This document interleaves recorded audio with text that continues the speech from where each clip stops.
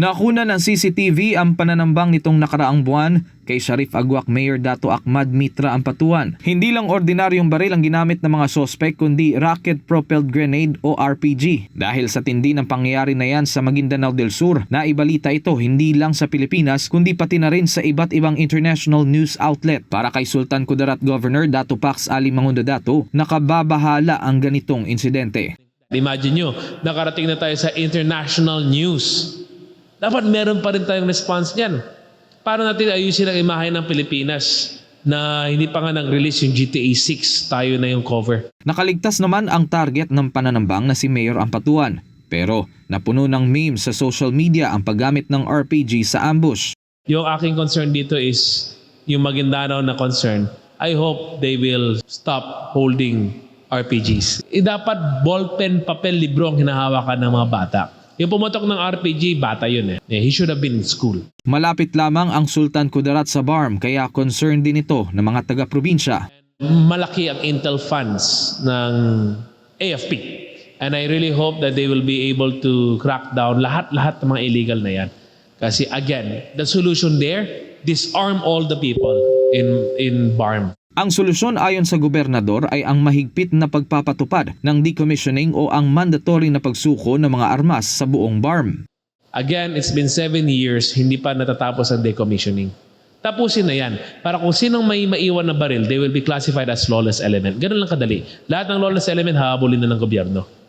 Ngayon, paano nila habulin? Sasabihin nila, hindi pa kami decommission, inaantay pa namin. Bahagi ng peace process sa Bangsamoro Autonomous Region and Muslim Mindanao ang tinatawag na decommissioning ng mga dating mandirigma ng MILF. Ito'y malinaw na nakasaad sa Bangsamoro Organic Law, partikular sa normalization process. Sa ilalim ng batas, ang decommissioning ay ang pagsuko ng armas at pagbabalik ng mga dating combatants sa tahimik na buhay sibilyan. So again, decommissioning is the answer. Fulfill lang ng government ang kanilang obligation. Fulfill lang ng MILF ang kanilang obligation. Balik lang tayo sa usapan, tapos tayo. At sino man may maiwan na baril dyan, they will be classified as lawless element. Inatasan naman ni Governor Mangudadato ang lahat ng sektor sa Sultan Kudarat na maging alerto laban sa pagpasok ng high-powered na mga baril at masasamang loob sa probinsya.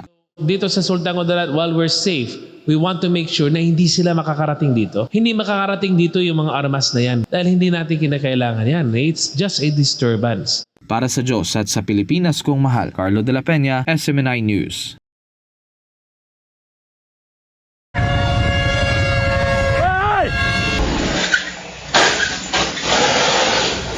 Dili, hospital talaga to. Hindi na idinaan sa pakiusap ng LTO ang naging gawi ng ilang riders sa Boss Ironman Mindanao Cup 2026. Ayon kay LTO Chief Assistant Secretary Marcos Lacanilao, formal na silang maglalabas ng show cause order laban sa BMW Owners Society of Safe Riders o BOSS upang pagpaliwanagin sa ginanap na event sa General Santos City mula Enero 31 hanggang Pebrero 1.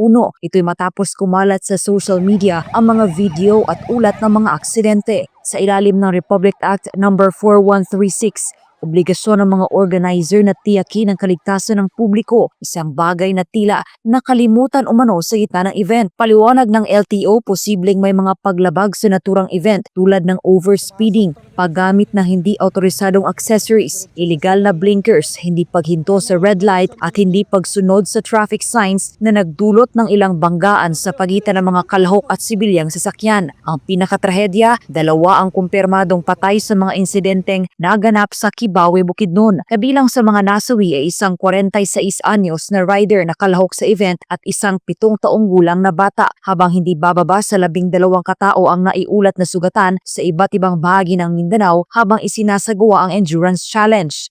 Galit din si Kidapawan City Mayor Paulo Evangelista laban sa itinuturing niyang VIP culture sa kalsada. Giit ng alkalde, kahit gaano pa kamahal ang motor, hindi ito pasaporte para labagin ang batas trapiko. Dahil dito, ban na ang endurance challenge sa Kidapawan sa mga susunod na taon. Iginit naman ni LTO Chief Lacanilao, pananagutin ang mga responsable at hindi maaring isantabi ang kaligtasan at pagsunod sa batas trapiko. Sa panig naman ng grupong BOSS, naglabas na sila ng pahayag sa Facebook kung saan tiniyak ang kanilang pakikidalamhati sa pamilya ng mga biktima. Depensa nila, dumaan sila sa masusing koordinasyon sa LTO. PNP at mga LGU bago ang takbo. Isinagawa rin umano ito sa loob ng 2 araw na may mandatory rest stop, group riding, insurance coverage at GPS tracking upang maiwasan ang panganib. Gayunman sa kabilaan nila ng kanilang paghanda, hindi maiiwasan ang mga panganib sa ganitong uri ng aktibidad. Kaya't nangako silang rerepasuhin ang kanilang mga safety protocol at makikipagtulungan sa mga otoridad.